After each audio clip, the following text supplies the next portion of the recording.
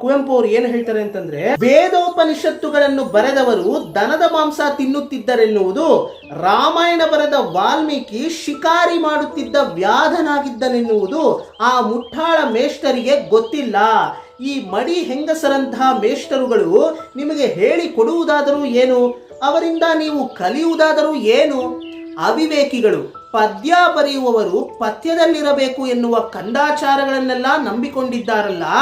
ಹಿಂದೂ ಧರ್ಮಕ್ಕೆ ಇದಕ್ಕಿಂತ ಇನ್ನೊಂದು ದುರ್ಗತಿ ಇದೆಯಾ? ಹೋಗಲಿ, ನೀನಾದರೂ ಇಂಥವೆಲ್ಲ ತಪ್ಪು ಎನ್ನುವುದನ್ನು ತಿಳ್ಕೊ. ನಿನ್ನ ಜೊತೆ ಹುಡುಗರಿಗೂ ಹೇಳು.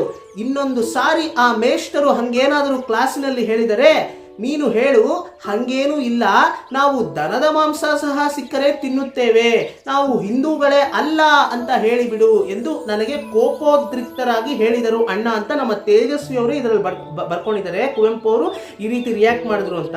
ಸೊ